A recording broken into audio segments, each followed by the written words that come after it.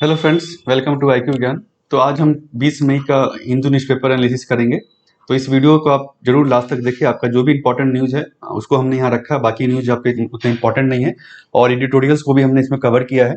तो आपका जो पूरा पेपर जो है इस 45 मिनट में आधे घंटे 45 मिनट में आपका वीडियो ये खत्म हो जाएगा, पूरा न्यूज़पेपर आपका कवर हो जाएगा। तो इस वीडियो को आप लास्ट तक जरूर देखें। और इस चैनल में आप अगर नए हैं तो आप जरूर इस चैनल को सब्सक्राइब कर सकते हैं। सब्सक्रिप्शन बटन आपको डिस्क्रिप्शन में दिख जाएगा और यहाँ पर भी आपको एक लिंक दिखेगा।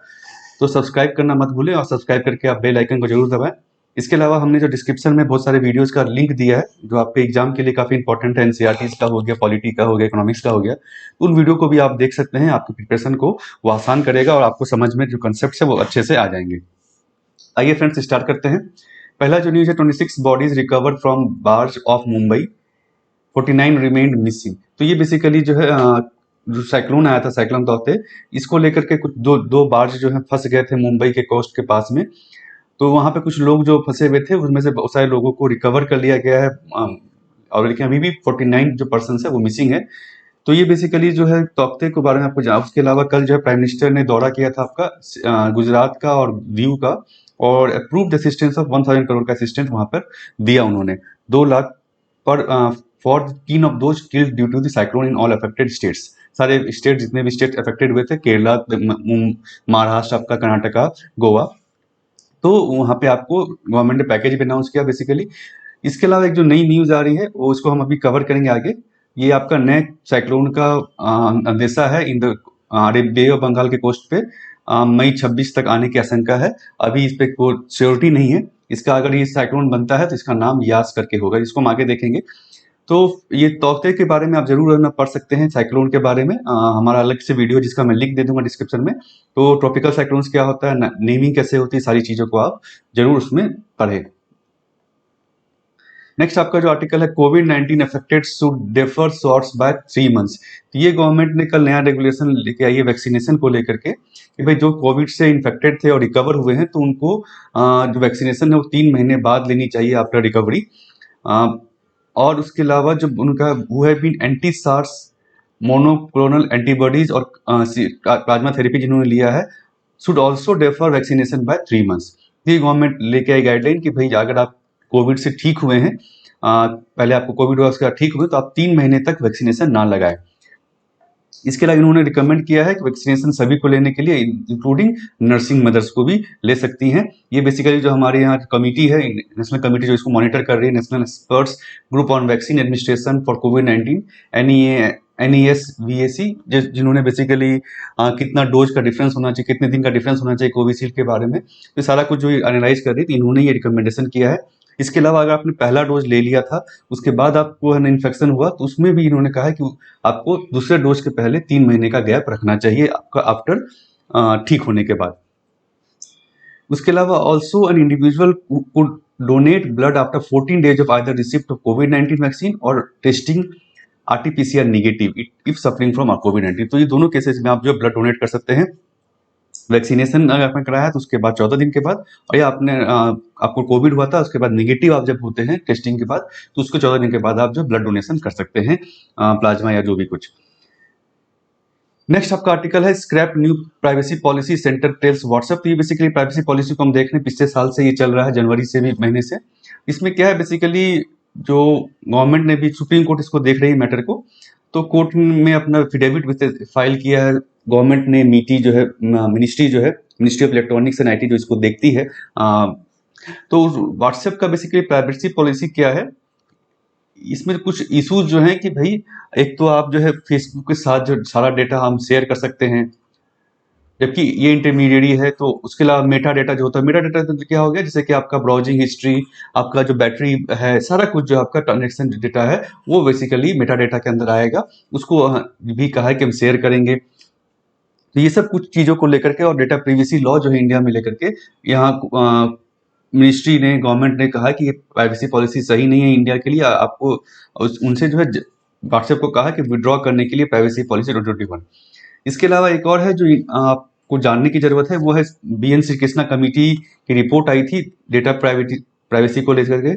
इसको आप जरूर पढ़ें डिटेल में, क्या रिपोर्ट था। इसके ऊपर में गवर्नमेंट ने डेटा प्रोटेक्शन बिल लेके आई थी, डेटा प्रोटेक्शन बिल। लेकिन अभी जो ये बिल ये बिल जो है अभी बिल के स्टेज में है, कानून नहीं बना है।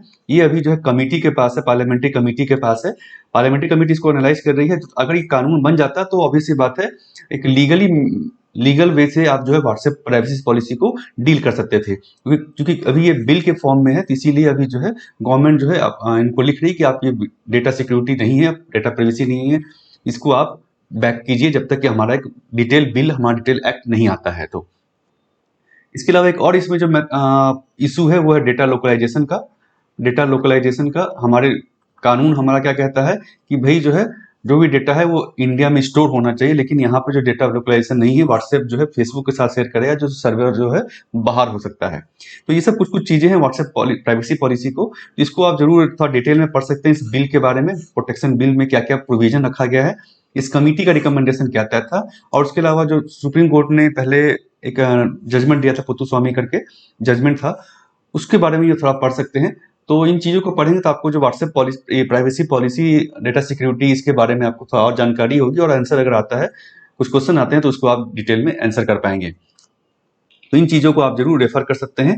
अगर आपके पास नोट्स हो जो भी कुछ, तो उसको आप रेफर जरूर करें इन चीजों को, डेटा प्राइवेसी को लेकर के। तो फ्रेंड्स, ये था पहले का न्यूज। अभी हम एडिटोरियल की तरफ मूव कर रहे हैं। तो अगर आपको वीडियो अभी तक अच्छा लगा जरूर लाइक कर दें, और अगर आपने सब्सक्राइब नहीं किया अभी तक तो जरूर सब्सक्राइब कर लें यहाँ पर। पहला जो आपका एडिटोरियल है, interpretations which impede a just social order. ये बेसिकली जो है एडिटोरियल, ये महाराष्ट्र का जो रिजर्वेशन था मराठा कमेटी को लेकर, जो सुप्रीम कोर्ट ने इसको अनकंस्टिट्यूशनल ठहरा दिया है, इसके ऊपर में पूरा डिटेल है।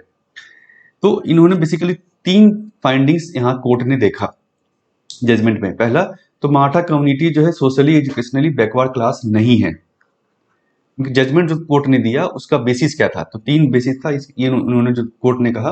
दूसरा, पहले जो आपने सुना इंदिरा साहनी केस जो था, बैकवर्ड क्लास केस, उसमें कोर्ट ने कहा था, कॉन्स्टिट्यूशनल बेंच ने, कि भाई 50% से ज्यादा आप रिजर्वेशन नहीं दे सकते हैं। तो इन्होंने इसी को इसमें कोर्ट ने कहा है कि law was in breach of rule previously set by court disallowing reservation in excess of 50% of total available positions. तो ये 50% को आप एक्सीड कर रहे हैं, तो इसीलिए ये रिजर्वेशन जो है सही नहीं है। तीसरा, 2 जज इसमें डिसेंट हुए थे, मतलब कि 2 जज का अलग व्यू था। 5 जज का बेंच ने इस पर डिसीजन लिया अभी, तो इसमें से 2 जजों ने अपना अलग व्यू दिया इस मैटर पे कि court held state government had no independent power to declare a group as backward class. तो ये भी कोर्ट ने कहा कि स्टेट के पास ये पावर नहीं है, ये पावर जो है सेंटर के पास है। तो पहला तो छोड़ दीजिए, दूसरा बाकी दोनों को यहाँ पे इन्होंने डिफाइन किया, डिटेल में बताया कि क्या कैसे वो गलत है, कोर्ट का जो जजमेंट है या कोर्ट का जो फाइंडिंग है वो सही नहीं है। तो पहला को अगर हम देखें तो 50% की जो बात कही गई है, ये संविधान में कहीं नहीं कहा गया है। पहली बात तो संविधान में कोई 50% की बात नहीं। ये जो आर्टिकल जिससे रिजर्वेशन आता है, बेसिकली ये आपका फंडामेंटल राइट्स है दोनों, आर्टिकल 15 और आर्टिकल 16। इसके क्लॉज 4 में ये रिजर्वेशन की बात कही गई है। सोशली एजुकेशनली बैकवर्ड के लिए आप रिजर्वेशन देंगे एजुकेशन इंस्टीट्यूशंस में और जॉब में, पब्लिक एम्प्लॉयमेंट में। तो इसमें कहीं भी कोई 50% लिमिट का नहीं है, नो सच लिमिटेशंस। इसके अलावा जो ओरिजिनली जो कोर्ट ने कहा था, exception to broad rule of formal equality that was thought to be envision by the constitution. तो ये बेसिकली एक इक्वलिटी का कंसेप्ट है जो कॉन्स्टिट्यूशन ने अपना रखा है। 1975 में इंदिरा साहनी केस के बहुत पहले एक 7 जज बेंच ने इस केस में state of Kerala versus N M Thomas, इसमें इस थ्योरी को हटा दिया, नहीं माना 50% वाला थ्योरी को।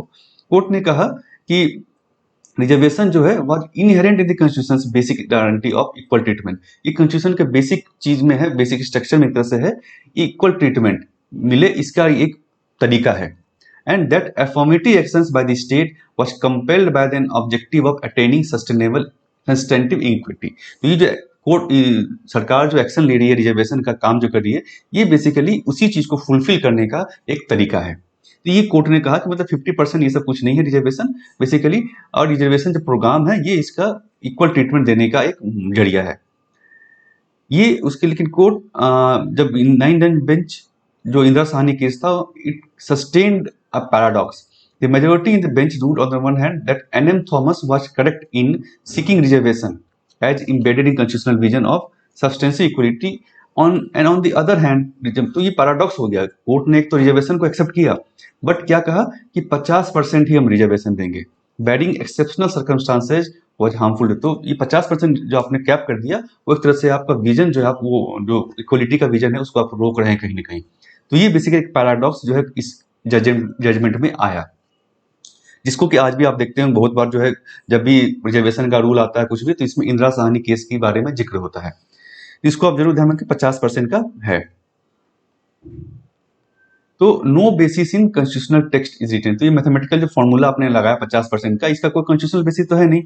पे symbolic options of the ideas of substantive equality. और इससे आप 50% रिजर्वेशन करके लिमिट करके क्या कर रहे हैं, आप सिर्फ जो सब्सटेंसिव इक्वलिटी एक तरह से आप जो कह रहे हैं कि सब्सटेंटिव इक्वलिटी होनी चाहिए, उसको आप कहीं ना कहीं सिंबॉलिक तरह से आप उसको मान रहे हैं, फुलफिल आप उसको सही तरीके से नहीं कर रहे हैं। क्योंकि 50% हो सकता है ज्यादा कम्युनिटी हो उस स्टेट में या उस राज्य में कहीं पर भी, तो इसको आपको लिमिट को रखना नहीं चाहिए। ये पहली बात इन्होंने कहा। अब दूसरा जो यहाँ पे तीसरा जो ये फाइंडिंग है, इसका हमने देख लिया एक्सप्लेनेशन क्यों ये सही नहीं है। तीसरा का यहाँ से शुरू होगा आपका। कोर्ट ने क्या कहा कि स्टेट गवर्नमेंट के पास पावर नहीं कि किसी को बैकवर्ड वो डिक्लेयर कर सके, लेकिन until now central state government दोनों, अभी तक क्या है, सेंट्रल और स्टेट गवर्नमेंट दोनों एक सेपरेट लिस्ट रखती है डिक्लेयरिंग कम्युनिटी है सोशली एंड इकोनॉमिकली बैकवर्ड। तो दोनों जो है अपना अपना लिस्ट अलग अलग होता है, सेंटर का भी होता है, स्टेट का भी होता है। सुप्रीम कोर्ट जो जजमेंट जो दिया था इंदिरा साहनी में, determination of backward class was made by national commission of backward classes, ये बेसिकली करती है at the level of centre, और रीजनल कमीशन इसी की जो है वो लेवल ऑफ स्टेट में डिटरमाइन करती है कौन बैकवर्ड क्लास के स्टेटस में है। वेर केप्ट, इसमें क्या होता है बेसिकली आपको बता दूं मैं, सेंटर एक का लिस्ट है और स्टेट का लिस्ट है। तो अगर सेंट्रल लिस्ट में कोई नहीं रह गया कास्ट, तो हो सकता है स्टेट उसको अपने स्टेट लिस्ट में डाल सकती है, भले वो सेंट्रल लिस्ट में ना हो। जैसे एग्जांपल यहाँ पे इन्होंने दिया है, तमिलनाडु में 25 डिफरेंट ग्रुप जो है वो बैकवर्ड है तमिलनाडु में, लेकिन सेंट्रल लिस्ट में उसका नाम नहीं है।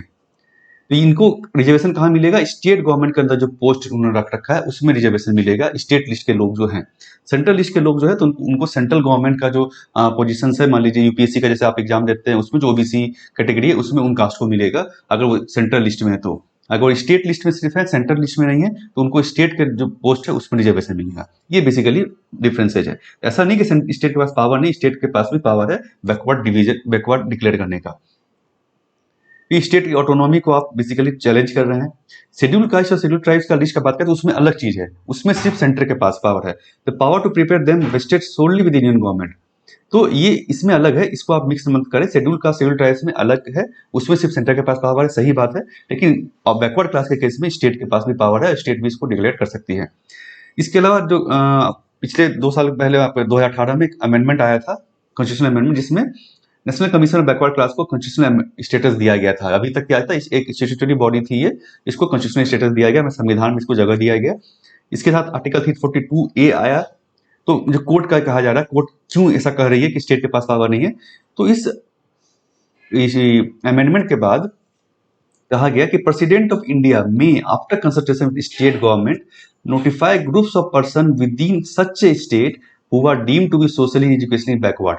तो ये इस आर्टिकल में लाया गया अमेंडमेंट के बाद।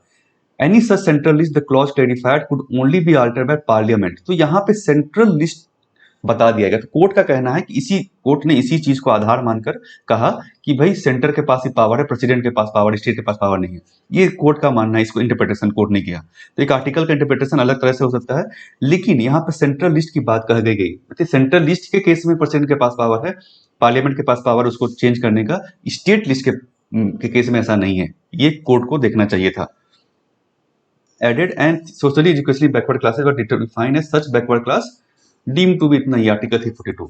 तो इसका इंटरप्रिटेशन को कोर्ट ने कहा कि इसका मतलब है कि सिर्फ सेंट्रल गवर्नमेंट का पावर है, स्टेट के पास पावर नहीं है। तो रिलायड ऑन प्लेन मीनिंग, तो कोर्ट जो प्लेन मीनिंग पर चली गई। इसका जो बेसिक फैक्टर था इसको नहीं देखा उन्होंने। First the term central list, जैसे मैंने कहा सेंट्रल लिस्ट वहां मेंशन ऑलरेडी, तो यानी सेंट्रल लिस्ट के केस में पावर सेंटर के पास, स्टेट लिस्ट के पास पावर नहीं है, स्टेट लिस्ट के पावर नहीं। दूसरा इन्होंने एक और चीज बताया आर्टिकल, देख सकते हैं आप, पार्लियामेंट में जो union minister of social justice empowerment थे थावरचंद गहलोत, उन्होंने इसको क्लियर भी किया था कि राइट टू इंक्लूड और remove in state list will remain as it is and it will not be violated in any manner. यानी कि पार्लियामेंट में ऑलरेडी जो है क्लेरिफाई कर दिया गया सेंटर के थ्रू कि भाई जो स्टेट लिस्ट के केस में स्टेट का पावर जैसा था वैसा ही रहेगा। ये जो चेंजेस हमने किया है वो सेंट्रल लिस्ट के लिए ही सिर्फ किया है, ठीक है। तो इसको गवर्नमेंट कोर्ट को देखना चाहिए था इस चीज को। पार्लियामेंट्री डिबेट्स भी काफी इंपॉर्टेंट है, उसको जो मीनिंग जो अनक्लियर है इंटरप्रिटेशन को आपको उसको लेना चाहिए था, ये बेसिकली कहना है। तो ऑलरेडी जो है इंडियन गवर्नमेंट में से पिटीशन फाइल कर दिया गया है कि in so far as limits the power state government, ये जो पावर को लिमिट किया गया है, स्टेट का पावर नहीं है किसी को बैकवर्ड डिक्लेयर करने का, इसको ऑलरेडी इंडियन गवर्नमेंट ने चैलेंज किया है डिसीजन को। तो बेसिकली ये पूरा जो बैकवर्ड क्लास का लेकर के आपने समझ गया, आप कैसे एक चीज आपने समझा कि कैसे डिक्लेरेशन होता है, बैकवर्ड क्लास डिक्लेयर कैसे होता है कि वो बैकवर्ड है कि नहीं है। शेड्यूल कास्ट में क्या होता है, इंदिरा साहनी केस क्या है, उसमें क्या बेसिकली लूफोल्स एक तरह से इन्होंने किया है। इक्वलिटी को अगर हम देखें, अगर कोई क्वेश्चन आता है कि इक्वलिटी के साथ क्या ये जाता है कि नहीं जाता है आपका 50% रिजर्वेशन, इसके बारे में आप कुछ पॉइंट्स लिख सकते हैं, ये काफी इंपॉर्टेंट आपका। उसके अलावा फंडामेंटल राइट्स हमें जाना, फंडामेंटल राइट्स का हमारा डिटेल प्ले लिस्ट भी है, उसको आप जरूर देखें, अलग अलग आर्टिकल्स उसको हमने डिटेल में कवर किया है। नेक्स्ट आपका जो आर्टिकल है, college of law that leaves the worker out in the code. तो ये बेसिकली जो है सोशल सिक्योरिटी जो है इनफॉर्मल वर्कर्स के पास नहीं है। जैसा कि हम जानते हैं सोशल सिक्योरिटी मतलब क्या हो गया, जैसे कि आपका जो रिटायरमेंट के बाद पैसा होना चाहिए, मैटरनिटी बेनिफिट होनी चाहिए, ग्रेचुटी हो गया या इंश्योरेंस हो गया आपका, तो ये सब चीजें सोशल सिक्योरिटी में आती है तरह से। तो ये इनफॉर्मल वर्कर्स के पास नहीं है। और जो एक सोशल सिक्योरिटी कोड जो है पिछले साल इन पार्लियामेंट ने पास किया था, अभी आई थिंक कमिटी के पास है, तो इसको इन्होंने एनालाइज किया है बेसिकली, इस पूरे आर्टिकल में ये बताया इन्होंने कि इसको हमने एनालाइज किया है। तो पहले तो इन्होंने बोला हेल्थ बजट गवर्नमेंट का कम है, तो ऑब्वियस सी बात है जो वर्कर्स हैं या जो बाकी लोग हैं जिनके पास पैसा नहीं, उनको जेब से खर्च हो रहा है हेल्थ केयर को, कोविड को लेकर के इलाज कराने में। Merges existing social security laws and attempts to include informal workers within the ambit of social security, ये बेसिकली इसका काम है सोशल सिक्योरिटी कोड का। जो 4 कोड आए थे इसको मैं बता देता हूँ आपको, थोड़ा सा पहले इंट्रोडक्शन में दे देता हूँ। तो ये 4 कोड जो है बेसिकली पार्लियामेंट लेके आई, central government, code on wages, industrial relation, social security और occupational safety, health and working condition. तो ये बेसिकली कोड क्या है, पहले क्या था अभी तक कि बहुत सारे कानून थे अलग अलग, वेजेस पर ही देखिए तो बहुत सारे 10-15 कानून हैं, इंडस्ट्रियल रिलेशन में देखें तो बहुत सारे कानून अलग अलग है। तो इसको पार्लियामेंट ने कहा क्या किया सेंट्रल गवर्नमेंट ने, तो इसको पार्लियामेंट ने कहा कि भाई अलग अलग जो कानून, इसके कारण प्रॉब्लम हो रहा है, लीगल जो है कंपनियों को डील करना पड़ता है इससे, तो इन्होंने क्या किया उसको वेज कोड में डाल दिया कि बहुत सारे जो कानून उसको मिला करके एक कोड बना दिया जो समझने में आसान होगा और लोग जो है उसको आसानी से कंपनी जो उसको फॉलो कर पाएगी। तो ये बेसिकली कोड है 4 ठो। तो सोशल सिक्योरिटी कोड की इसमें यहाँ पे बात की गई है कि उसमें क्या क्या लूपहोल्स है या क्या क्या वो सही नहीं है। तो ये amendments and rationalise the provisions of 8 existing centre, तो 8 जो कानून है उसको यहाँ पर मर्ज करके इसमें लाया गया है, उसमें जो जो प्रोविजंस इंपॉर्टेंट है उसको कर करके एक कोड बना दिया गया। इसमें क्या क्या एक्ट है 8 में से, एम्प्लॉय प्रोविडेंट फंड ईपीएफ आप सुनते होंगे, ईपीएफ हो गया, एसिक हो गया, maternity benefit, gratuity are entirely for organised sector worker, पहले तक था। For employee state insurance the existing employee threshold has been withdrawn, तो क्या क्या चेंजेस किया गया है। तो एसिक के केस में, इंश्योरेंस के केस में अभी जो एग्जिस्टिंग एम्प्लॉय थ्रेशोल्ड था उसको हटा दिया गया। Now central government can extend ESIC benefits to any organisation irrespective of the number of workers employed then, तो ये सेंट्रल गवर्नमेंट इसको एक्सटेंड कर सकती है, कितना भी आप उसके अंदर काम कर रहे हो लोग, उससे मैटर नहीं, सेंट्रल गवर्नमेंट चाहे तो एसिक बेनिफिट जो है उनको दे सकती है। इससे क्या फायदा हो गया, एक छोटे ऑर्गेनाइजेशन जो मान लीजिए जिसमें 5-10 आदमी से कम काम कर रहे हैं उनको भी इस इंश्योरेंस का बेनिफिट मिलेगा। तो कोड, लेकिन उसके क्या दिक्कत क्या है, going to provide universal security to 91% of informal workers, नहीं। It proposed that both the centre and state government will formulate scheme for organised workers, ये इसमें कहा गया कि ऑर्गेनाइज्ड वर्कर्स, अनऑर्गेनाइज्ड वर्कर के लिए सेंटर स्टेट दोनों जो है स्कीम लेके आएगी, इसके लिए रजिस्ट्रेशन जरूरी होगा। तो एक चीज इन्होंने जो पॉइंट आउट किया है, इस कोड में क्या है, रजिस्ट्रेशन कराना होगा, and informal worker must register herself on the specified online portal, online portal government develop करेगी जिसपे जो है जो भी वर्कर है, इनफॉर्मल वर्कर और अनऑर्गेनाइज्ड वर्कर, उसको रजिस्टर कराना होगा। सिमिलर प्रोविजंस और ऑलरेडी देयर इन, सिमिलरली जो है बहुत सारे स्टेट के पास भी ये प्रोविजन है, लेकिन बहुत सारे इनफॉर्मल वर्कर अभी भी इससे रजिस्टर नहीं करा पाए हैं, नहीं कर, क्यों, इसका क्या दिक्कत रीजन है, absence of definite and unambiguous provisions, ये देखने को बेसिकली। इसके अलावा क्या कारण है? लैक ऑफ अवेयरनेस, अवेयरनेस नहीं है वर्कर के पास में।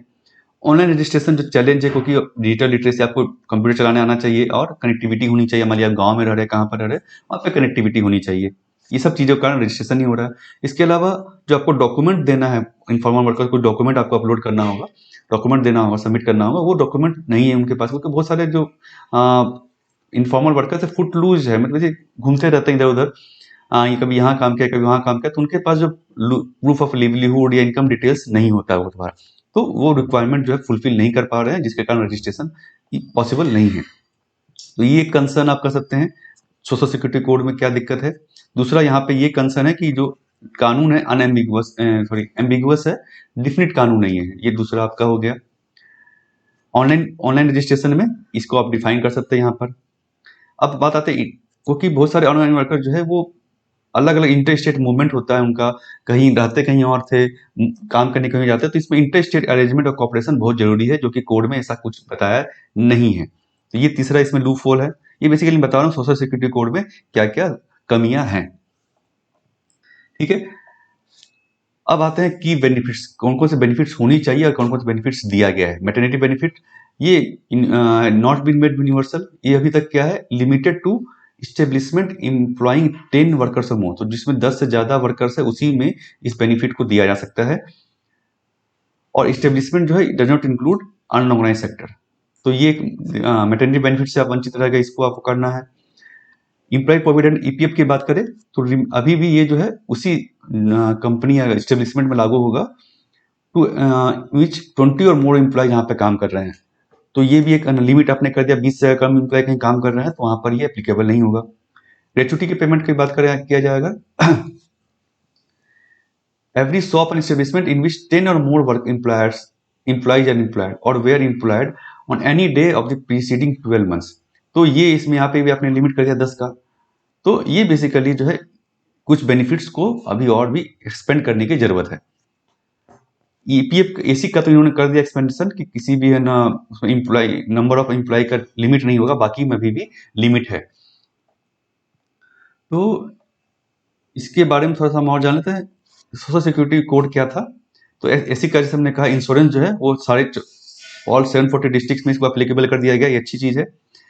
ईपीएफओ कवर अभी भी जो है बेसिकली 20 वर्कर से ज्यादा में किया गया। पहले क्या था, सिर्फ इस्टेब्लिशमेंट में था, जो कि शेड्यूल में लिखे हुए हैं। शेड्यूल में जो उन्होंने आपका जो इस्टेब्लिशमेंट का नाम था उसी में एप्लीकेबल था। अब इसको किसी भी इस्टेब्लिशमेंट में एप्लीकेबल होगा, लेकिन 20 एम्प्लॉय होना चाहिए आपका, तो ये एक लिमिट अभी भी है। सोशल सिक्योरिटी फंड जो है गवर्नमेंट सेटअप करेगी फाइनेंशियल साइड इसको स्कीम को इम्प्लीमेंट करने के लिए। उसके अलावा जो प्लेटफॉर्म वर्कर और गिग वर्कर जैसे कि आपका ओला उबर ये सब हो गया, एग्रीगेटर जो है न्यू फॉर्म्स ऑफ एम्प्लॉयमेंट जो उसको भी इस एम्बिट में लाने की गवर्नमेंट कोशिश कर रही है। ये इस एम्बिट में आएगा आपका सोशल सिक्योरिटी, उनको भी देना होगा कुछ परसेंटेज, ये गवर्नमेंट ने तय किया है। ग्रेचुटी जो है basically there would not be any condition of minimum service period for this, तो फिक्स्ड एम्प्लॉयमेंट के एम्प्लॉय के लिए फिक्स कर दिया गया, कोई मिनिमम सर्विस की जरूरत नहीं होगी ग्रेचुटी के। और नेशनल डेटाबेस हमने देखा कि आपको ऑनलाइन पोर्टल पे रजिस्टर करना होगा सेल्फ सर्टिफिकेशन थ्रू। तो ये बेसिकली सोशल सिक्योरिटी कोड में जो गवर्नमेंट लेके आई है इसका है, और इसमें क्या क्या लूफहोल्स है, क्या क्या कमियां हैं, ये यहाँ पे उन्होंने बताया 1 2 3, और ये कुछ बेनिफिट जो है इसमें। चौथा में ये लिख सकते हैं आप, पांचवा में ईपीएफ के लिए, और छठा में ग्रेचुटी के लिए। ये 6 जो है कमियां इसमें अभी भी है। नेक्स्ट आपका आर्टिकल है फ्लैशिंग लाइट्स। ये बेसिकली जो आरबीआई का मंथली बुलेटिन लास्ट अभी आया है, इसको कल भी हमने डिस्कस किया था। इसमें क्या बताया गया, डिमांड शॉक्स देखा जा रहा है, sharp backslide in economic momentum में कमी है अभी, पीछे जा रहा है इकोनॉमी। तो क्यों जा रहा है पीछे, इसको उन्होंने इंडिकेटर बताया है। लॉस ऑफ मोबिलिटी कम है, क्योंकि लॉकडाउन से बहुत जगह वर्कर या आदमी जो काम करने नहीं जा पा रहा है। डिस्क्रिशनरी स्पेंडिंग कम हो गई, मतलब कि जो आप ऐसे अदरवाइज स्पेंड करते थे, मान लीजिए एक तो आपका इसेंशियल हो गया कि आपको खाना में खर्च करना है, रोटी पे खर्च करना है, उसके अलावा डिस्क्रिशनरी स्पेंडिंग है वो कम हो गई है। इंक्रीज इन अनएम्प्लॉयमेंट इंक्रीज हो गया है, तो ये clear sign that demand in dole down, demand जो है कम हो गया है ओवरऑल, जिसके कारण इकोनॉमी जो है गिर रही है एक तरह से। इंडिकेटर्स उन्होंने कुछ बताया जिसको जो ये दर्शाता है, बताता है कि ये इनका प्रिडिक्शन जो है वो सही है, इनका जो कहना है वो सही है। पहला, जीएसटी ई वे बिल्स ये आपका कॉन्ट्रैक्ट हुआ 17.5% मंथ ऑन मंथ। तो जीएसटी ई वे बिल बेसिकली क्या है, डोमेस्टिक ट्रेड कितना चल रहा है उसको दिखाता है, क्योंकि ई वे बिल क्या है, अगर आपको सामान एक जगह से दूसरी जगह भेजते हैं तो आपको एक ई वे बिल क्रिएट करना होगा। तो अगर ई वे बिल जो कम हो गया, इसका मतलब ट्रेड कम हो गया है। ऑटोमोबाइल फ्यूल कंजम्पशन ये भी आप देख सकते हैं, ये कम हो गया है। कमर्शियल व्हीकल सेल्स ये कम हो गया है। डोमेस्टिक एयर ट्रैफिक पैसेंजर ये भी कम हो गया है। तो ये सारा कुछ जो है कम हो गया है, जिसके कारण हम कह सकते हैं डिमांड बेसिकली इंडिकेटर्स जो है इकोनॉमी, जो मोमेंटम इकोनॉमी में कम हो गया है, रिवर्स हो गया है। रूरल इकोनॉमी जो अभी तक पिछले साल जो हम देखेगा पेंडेमिक में उस समय ठीक थी, अब वो भी खराब हो रही है। Demand being to dry up as, क्योंकि इन्फेक्शन वहां भी ज्यादा फैल रहा है, जैसा कि हम देख रहे हैं रूरल एरिया में 33.5% कॉन्ट्रैक्ट। इसके लिए क्या इंडिकेटर इन्होंने देखा है, कैसे ये नतीजा पे पहुंचे हैं, क्या इंडिकेटर इन्होंने यूज किया है। तो contraction in dispatches of two wheeler ज्यादातर रूरल एरिया में जैसा ज्यादा देखा जाता है, और डिमांड इन ट्रैक्टर्स, तो ट्रैक्टर का डिमांड कम हुआ, टू व्हीलर का डिमांड कम हुआ। इसका मतलब रूरल इकोनॉमी को भी उन्होंने बोला कि रूरल इकोनॉमी भी धीरे धीरे कम हो रही है, कॉन्ट्रैक्ट हो रही है। अनएम्प्लॉयमेंट जो है ये वाज एट 9.5% 18 मई को, जो अप्रैल में 8% था वो 9.5% हो गया है 18 मई तक। रूरल अनएम्प्लॉयमेंट भी बढ़ा है, आपका 8.6% हो गया है। हाईएस्ट स्पेंड, उसके अलावा जो क्योंकि जो बीमार पड़ रहे हैं रूरल एरिया में स्पेशली और अर्बन एरिया में भी, तो उनको खर्च करना पड़ा, क्योंकि इलाज के लिए, कोविड के इलाज के लिए काफी ज्यादा खर्च करना पड़ रहा है। तो इसके ये भी हो रहा है क्या, pushing up precarity among the households in hinterland. तो जो रूरल एरिया में जो हाउस होल्ड्स है उनका, और जो वो डेप्ट ट्रैप में चले जा रहे हैं, उनको लोन लेना पड़ रहा है इलाज के लिए, तो ये सब चीजें इकोनॉमी में हो रही है। वैक्सीनेशन का पेस अभी भी कम है, स्पेशली रूरल और सेमी रूरल एरिया की बात करें तो वहाँ और भी कम है आपका। एग्रीकल्चर सेक्टर को हैम्पर कर सकता है। पिछले बार अगर हम देखें तो एग्रीकल्चर सेक्टर ग्रो किया था, लेकिन इस बार अगर हम देखें तो रूरल एरिया को कि ज़्यादा इन्फेक्शन फैल गया है, वैक्सीनेशन कम है, तो एग्रीकल्चर सेक्टर को भी इम्पैक्ट हो सकता है। Hard to see rural demand from for anything other than the barest of essentials.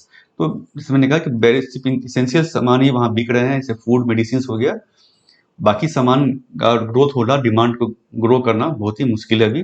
इसके अलावा ट्रांसपोर्ट फ्यूल्स का कॉस्ट बढ़ना और sharp increase in commodity prices, इसके कारण इन्फ्लेशन और बढ़ सकता है। ये पूरा इकोनॉमी का एनालिसिस जो आरबीआई ने अपने मंथली बुलेटिन में किया है उसके बारे में। तो इकोनॉमी के चीज में इन्फ्लेशन के केस में आप इसको लिख सकते हैं कि क्या क्या इम्पैक्ट हुआ है अलग अलग सेक्टर्स में। नेक्स्ट अब एडिटोरियल जो है basics of effective vaccine policy. तो वैक्सीन पॉलिसी को जो है उसको एनालाइज किया यहाँ पर, और क्या क्या उसमें करने की जरूरत है। तो अभी जो है मैन्युफैक्चरर, जो हमारे इंडिजियस मैन्युफैक्चरर जो सीरम इंस्टीट्यूट और भारत बायोटेक, उन्होंने कहा है कि 3 से 6 महीना में लगेगा कैपेसिटी इंक्रीज करने में। तो अभी वो काफी टाइम है उसमें। इंपोर्ट ऑफ वैक्सीन हो सकता है when wealthy Nations would have, जब वेल्दी नेशंस अपना जो वैक्सीन पूरा इम्यूनाइजेशन कर लेंगे उसके बाद ही बाहर की जो वैक्सीन है फाइजर मॉडर्ना जैसे हम उसको मंगा पाएंगे, क्योंकि वहां पे अभी डिमांड वहां पे ज्यादा है। इसके अलावा डिसाइड, जो प्रायोरिटी गवर्नमेंट डिसाइड किया है उसको भी देखने की जरूरत है गवर्नमेंट को कि किसको हमें पहले वैक्सीनेट कराना है। और it is important to draw behavioural scientist to address vaccine hesitancy and ensure that population is covered off. इसका वैक्सीन हेजिटेंसी जो हम देखते हैं आ रहे हैं, ये बेसिकली क्या है कि लोग वैक्सीन लगाने से डर रहे हैं, तो इसको भी हमें दूर करने की जरूरत है। बिहेवियरल साइंटिस्ट को ला करके इन लोगों को अवेयर करने की जरूरत है।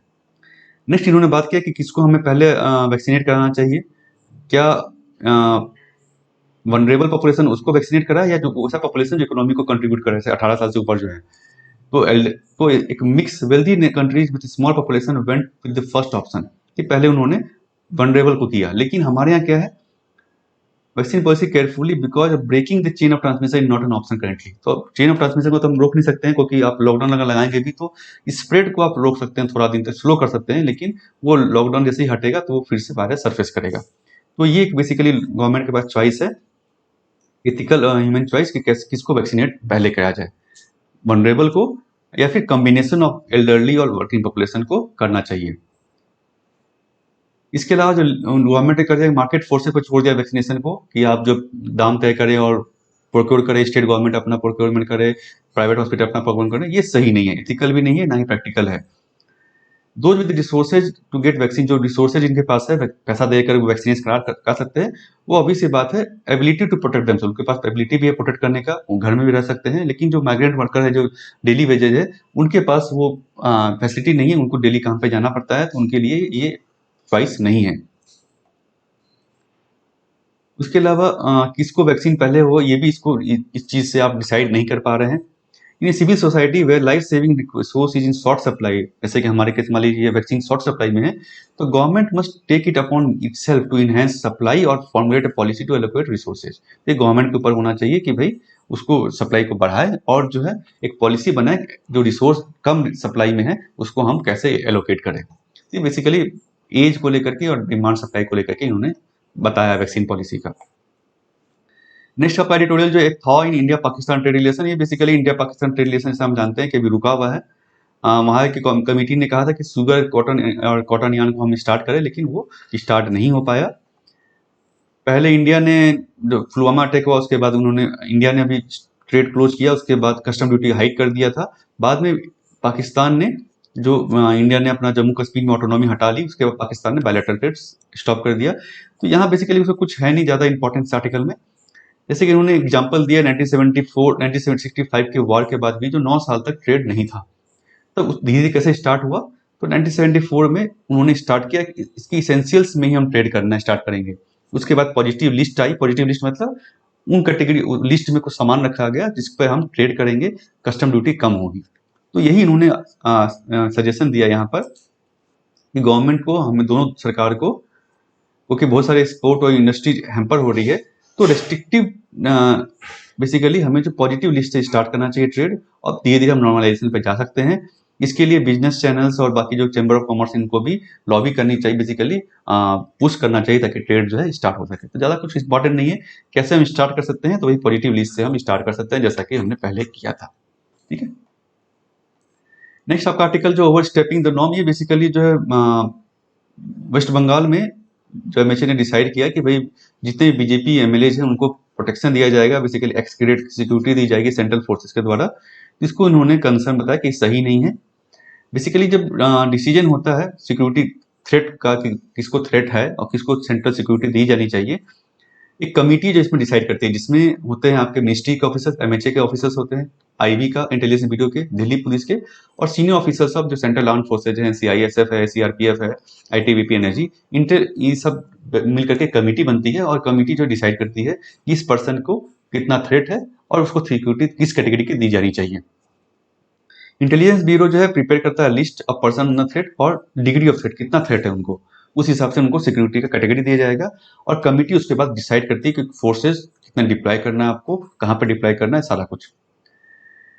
पहले भी जो ये जो ब्लैंकेट जो आप दे रहे हैं सिक्योरिटी, ये पहले भी हुआ था आपका, जो लेकिन मिलिटेंट के केस में हुआ था, वहाँ पंजाब के केस में और जम्मू कश्मीर के केस में, लेकिन वहाँ मिलिटेंट्स थे तो उस केस में यहाँ पे इसको रखा गया था। अभी जो है बेसिकली क्यों रखा गया कि लॉ एंड ऑर्डर कहना है उनका कि वेस्ट बंगाल में सही नहीं है।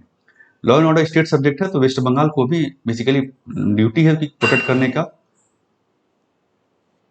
तो by deploying central forces the central has sent a clear signal that it does not rely upon state government, जो कि गलत है। बेसिकली सेंटर का मानना है कि स्टेट गवर्नमेंट के पास स्टेट गवर्नमेंट सिक्योरिटी प्रोवाइड नहीं करेगी सही थे, क्योंकि उनको वो जो है स्टेट गवर्नमेंट को ट्रस्ट नहीं करते हैं। ये हेल्दी साइन नहीं है सेंटर स्टेट रिलेशन को लेकर के।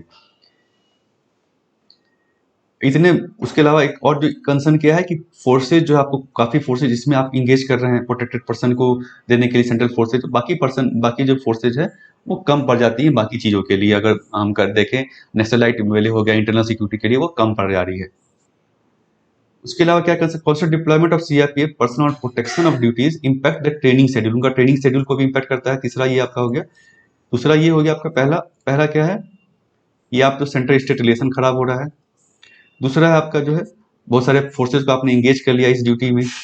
तीसरा क्या है, जो फोर्सेज है उनकी ट्रेनिंग शेड्यूल इंपैक्ट हो रही है। 2 वीक रिफ्रेशर ट्रेनिंग जो है बेसिकली उनको चाहिए करते, ट्रेनिंग उनकी बेसिकली नहीं हो पा रही जो उनको जरूरत होता है। और चौथा जो फैक्टर है कॉस्ट का, काफी कॉस्ट जो है उसमें लगता है, ऑब्वियसली बात सेंट्रल गवर्नमेंट को बियर करना पड़ता है। अगर इंडस्ट्रियलिस्ट की बात करें तो industry generally 16 lakh per month तकरीबन देते हैं सिक्योरिटी कवर के लिए। अगर जैसे इंडस्ट्री जैसे अंबानीज हैं, बड़े बड़े इंडस्ट्रीज हैं, उनको सिक्योरिटी कवर गवर्नमेंट देती है, लेकिन वो कॉस्ट बेसिस पर है, कॉस्ट उनको शेयर करना पड़ता है। तो इसमें यहाँ पे कहा गया मेंबर ऑफ पार्लियामेंट या जो लीडर्स है, परमानेंट लीडर, उनको भी इस कॉस्ट को देना चाहिए। बेसिकली सेंट्रल गवर्नमेंट को इसको बियर नहीं करना चाहिए। जो जिसको आप सिक्योरिटी दे रहे हैं एमपी या एमएलए, उनको ही चार्जेज उससे आपको बियर चार्जेज लेना चाहिए, फीस लेनी चाहिए। तो ये पूरा सिक्योरिटी कवर को लेकर के है। नेक्स्ट आपका है article NGOs can open daily account till June 30। तो बेसिकली जो है FCRA के अंदर में था कि 31 मार्च तक जो है आपको SBI के मेन ब्रांच जो है दिल्ली में पार्लियामेंट्री स्ट्रीट, वहां पर आपको अकाउंट खोलना होगा, FCRA अकाउंट यानी फॉरेन कंट्रीब्यूशन रेगुलेशन एक्ट के अंदर में अकाउंट खोलना होगा अगर आपको फॉरेन डोनेशन चाहिए और आप उसको यूज करना है तो। ये गवर्नमेंट ने गाइडलाइन लेके आई थी, लेकिन बाद में कुछ एनजीओज ने कहा कि भाई कोविड के समय में हम अकाउंट नहीं खोल पाए और या फिर हम डिले हुआ अकाउंट खोलने में, तो हमें कुछ रिलैक्सेशन दिया जाए, एक्सटेंशन किया जाए इस डेडलाइन का। उसको लेकर के कोर्ट में भी पिटीशन दायर की गई थी दिल्ली हाई कोर्ट में। तो उसको रिजल्ट उसमें डिसीजन आने के पहले ही जो है मिनिस्ट्री ऑफ होम अफेयर्स ने डेट को एक्सटेंड कर दिया है 3 महीने के लिए, जून 30 तक। यानी जून 30 तक अब आप अकाउंट यहाँ पे खोल सकेंगे, FCRA अकाउंट। FCRA बेसिकली क्या है, फॉरेन कंट्रीब्यूशन रेगुलेशन एक्ट। इसमें क्या है बेसिकली मोटा मोटी कि कोई भी एनजीओ या कोई भी इंडिविजुअल कोई भी फॉरेन कंट्रीब्यूशन अगर ले रहा है तो उसको मॉनिटर करने के लिए ये रूल है। पुराना रूल है, नया नहीं है बेसिकली। तो मॉनिटर करने के लिए कि भाई जो फॉरेन कंट्रीब्यूशन आप ले रहे हैं, पैसा जो ले रहे हैं बाहर से, डोनेशन जो ले रहे हैं, वो सही तरीके से यूज हो तो रहा है कि नहीं, और इसको आप मिसयूज तो नहीं करें। मतलब हो सकता है आप फॉरेन डोनेशन लेकर टेररिस्ट फाइनेंसिंग करें, इंटरनल सिक्योरिटी आप हैम्पर करें इंडिया का, दूसरे देश हो सकता है इंटरनल सिक्योरिटी हैम्पर करने के पैसा दे। इन सब चीज़ों को देखने के लिए FCRA एक्ट जो है लाया गया था और फॉरेन कंट्रीब्यूशन को रेगुलेट करने के लिए। इसके हमारा डिटेल जो है कोड़ा पे जाके आप देख सकते हैं, इसके बारे में डिटेल मैंने बताया कि क्या क्या इसमें है, कौन कौन ले सकता है डोनेशन, कौन कौन नहीं ले सकता है, और क्या क्या बाकी जो नया जो पिछले साल जो कानून आया था उसमें क्या क्या चेंजेस किए गए थे। नेक्स्ट आपका जो आर्टिकल है, new storm likely in Bay of Bengal, जैसे मैंने फ्रंट पेज पे कहा कि अभी जो IMD ने प्रिडिक्ट किया है कि लो प्रेशर एरिया जो है क्रिएट हो रहा है यहाँ पर ईस्टर्न बे ऑफ बंगाल में और नॉर्दर्न अंडमान सी में बाय मई 22 तक हो सकता है। और ये हो सकता है कि ये इंटेंसिफाई बड़ा होकर के साइक्लोन में तब्दील हो जाए 72 घंटे के अंदर, मतलब मई 26 तक में ये हो सकता है कि साइक्लोन बन जाए। तो एक जो देखा जा रहा है कि भाई साइक्लोन तो जल्दी जल्दी क्यों आ रहे, फ्रीक्वेंसी बढ़ क्यों गई है, बेसिकली इसका अगर हम देखें तो मई और नवंबर में साइक्लोन स्टॉर्म्स ज़्यादा आते हैं बे ऑफ बंगाल में, और इसका कारण जो है एलिवेटेड ओशियन टेम्परेचर। ये साइक्लोन के ऊपर में जैसे मैंने कहा आपको पहले ही एक डिटेल हमारा वीडियो है साइक्लोन तौकते को लेकर के, प्लेलिस्ट में आप देख सकते हैं उसको। तो उसमें हमने बताया कि साइक्लोन बनने का क्या कारण होता है, क्या क्या उसको चाहिए, तो सब चीज़ को कंडीशंस क्या क्या होनी चाहिए जिसमें साइक्लोन बनेगा, तो सब हमने डील किया है। उसके अलावा बे ऑफ बंगाल में ज़्यादा साइक्लोन क्यों आता है कंपेयर टू अरेबियन सी, उसको भी हमने बताया है। तो ये बेसिकली मोटा मोटी है कि टेम्परेचर जो बढ़ने के कारण यहाँ पर आप ज़्यादा देखने को मिलता है। और इसका नाम क्या होगा बेसिकली ये भी उन्होंने बताया, नाम होगा आपका यास। ये यहाँ पर हाँ ये यास इसका नाम होगा, जो कि नाम जो ओमान ने प्रपोज किया। तो नेमिंग ऑफ साइक्लोन जो पहले भी यूपीएससी ने पूछा है इसके ऊपर में, तो ये इंपॉर्टेंट है आपका।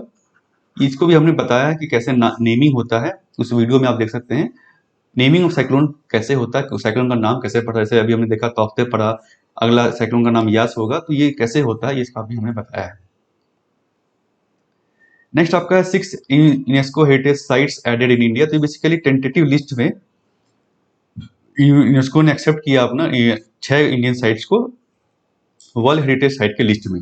इसमें क्या है, गंगा घाट वाराणसी की, Kanchipuram temples, Satpura tiger reserve of Madhya Pradesh, और 2 ठो है आपका मराठा मिलिट्री आर्किटेक्चर महाराष्ट्र में, Hire Benakal megalithic site in Karnataka, और बेधाघाट Lametaghat site Lameta Ghat of Narmada valley.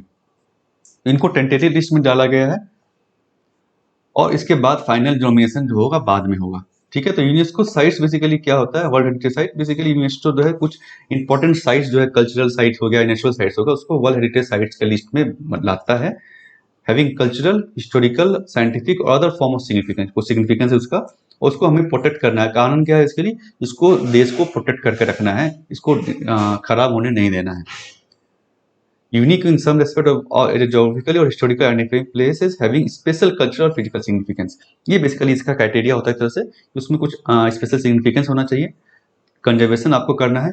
India में बात करें तो अभी तक 38 वर्ल्ड हेरिटेज साइट्स है इंडिया में। एक और इसका फायदा होगा कि एक तो कंजर्वेशन भी हो रहा है, उसके अलावा टूरिज्म भी इससे बढ़ेगा। ऑब्वियस सी बात है, टूरिस्ट अगर आएंगे तो वर्ल्ड हेरिटेज साइट जो है देखना वो पसंद करते हैं। तो ये कुछ चीज़ें हैं। तो इंडिया में 38 वर्ल्ड हेरिटेज साइट का लिस्ट है। इसमें से 30 जो है आपका, जिसमें 30 जो है आपका वो है आपका ये कल्चरल प्रॉपर्टीज, और 7 जो नेचुरल साइट्स है, और एक मिक्स्ड है, मतलब दोनों चीज का मिक्स्ड है। तो ये आप मैप में दे सकते हैं। तो इसको हम मैप में देखेंगे। मैप में आप देख सकते हैं यहाँ पर ये रहा। ये बेसिकली इन सारे 38 साइट्स बेसिकली मेंशन है इसमें। तो ये वर्ल्ड हेरिटेज साइट्स है, कुछ इसमें कल्चरल साइट्स है जो विद्या मंदिर है, और ये माउंटेन रेलवे हो गया, नेचुरल साइट्स होगा, मिक्स्ड हेरिटेज साइट्स हो गया आपका। तो ये अलग अलग साइट्स हैं, अलग अलग कैटेगरी में रखा गया है इनको। और जैसे कि आपका हिल फोर्ट राजस्थान का हो गया, यहाँ पे ईस्टर्न रीजन में भी है, नॉर्थ साउथर्न रीजन में भी है, सारा कुछ। इसको आप जरूर ध्यान में रखें, इसको आप नोट्स बना सकते हैं, प्रीलिम से बहुत बार इसको पूछा जाता है इससे रिलेटेड। नेक्स्ट आपका centre raise subsidy on DAP fertiliser, no hike for farmers. तो ये बेसिकली जो है डैप फर्टिलाइजर सब्सिडी जो गवर्नमेंट ने बढ़ाया है, क्योंकि उसका कॉस्ट जो है, जो फर्टिलाइजर मैन्युफैक्चरर या इंपोर्टर जो है उनको कहा कॉस्ट हमारा बढ़ गया है। तो सेलिंग प्राइस को सेम रखने के लिए गवर्नमेंट ने फर्टिलाइजर सब्सिडी बढ़ाया है। पहले 500 रुपये पर बैग था, अब 1200 कर दिया गया है। तो कॉस्ट जो है पहले आपका 1900 था, अब उसको बढ़ा करके 2400 में बेचा जाएगा। तो फार्मर के लिए सेम पड़ेगा आपका 1200 रुपये।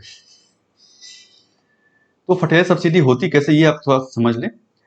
फार्मर क्या बेसिकली सब फर्टिलाइजर खरीदते हैं, वो मैक्सिमम रेटेड प्राइस पे खरीदते हैं, जो कि कम होता है नॉर्मल मार्केट रेट से, और या फिर जो इंपोर्ट करने में कॉस्ट पड़ता है, या फर्टिलाइजर इंपोर्ट होता है या मार्केट रेट जो है उससे कम होता है, लेकिन इस प्राइस पे फर्टिलाइजर खरीदते हैं फार्मर्स। जो डिफरेंस है, किसका डिफरेंस, एमआरपी और मार्केट रेट का, वो गवर्नमेंट जो सब्सिडी के तौर पर कंपनियों को डायरेक्टली देती है। नॉन यूरिया फर्टिलाइजर की बात करें अगर, तो वो डिकंट्रोल्ड है, मतलब कंपनी उसको रेट फिक्स कर सकती है। और सेंटर जो एक फ्लैट पर टन सब्सिडी देती है, न्यूट्रिएंट जो आपने यूज किया फर्टिलाइजर में, उसके बेसिस पर आपको सब्सिडी दिया जाता है।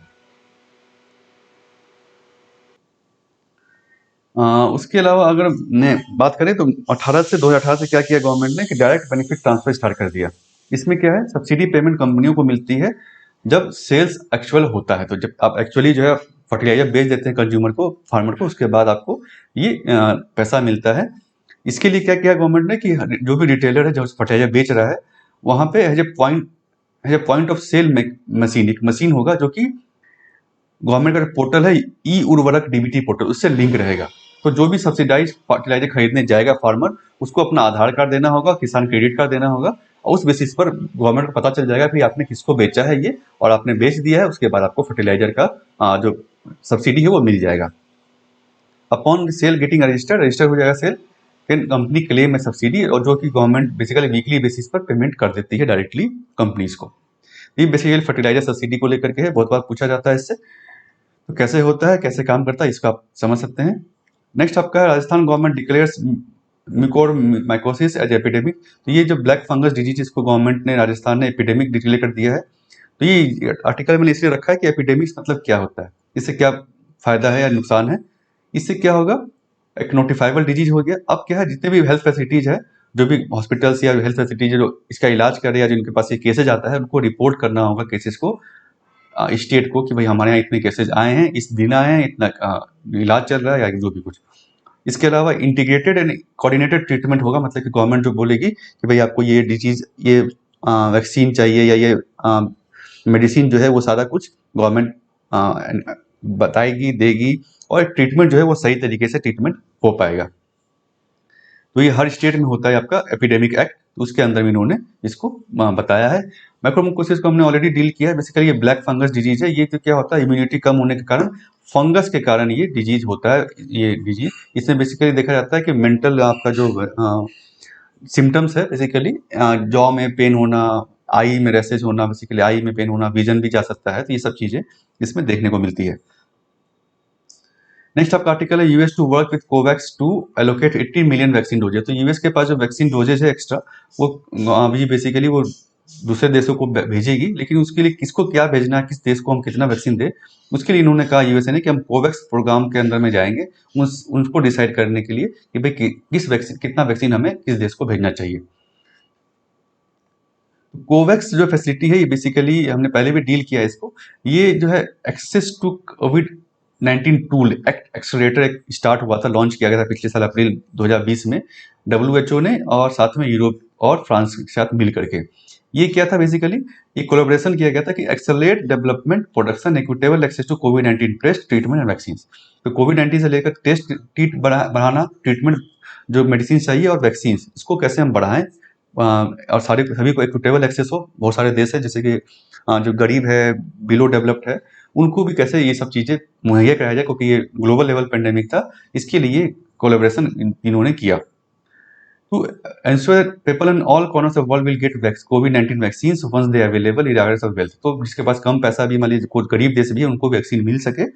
इंडिया ने भी इस फैसिलिटी में काफ़ी वैक्सीन दिया है इस फैसिलिटी के थ्रू।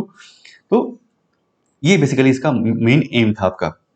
तो ये मॉनिटर करता है vaccine landscape, identify most suitable vaccine candidate. ये WHO आप देखें तो वैक्सीन कैंडिडेट को देखता है कि भाई कौन सही है साइंटिफिकली, और उसको अप्रूव करता है। उसके बाद जो उसका मैन्युफैक्चरिंग बढ़ाने के लिए भी पैसा दे सकता है। ये कोवैक्स फैसिलिटी है बेसिकली। तो फ्रेंड्स, ये था आज का हिंदू न्यूज़पेपर एनालिसिस। होप आपको वीडियो अच्छा लगा। जरूर आप लाइक कर दें और शेयर करें अपने फ्रेंड्स के साथ, और कमेंट कर सकते हैं आप मुझे आपको वीडियो कैसा लगा, और या आपको कुछ और नॉलेज चाहिए हो तो।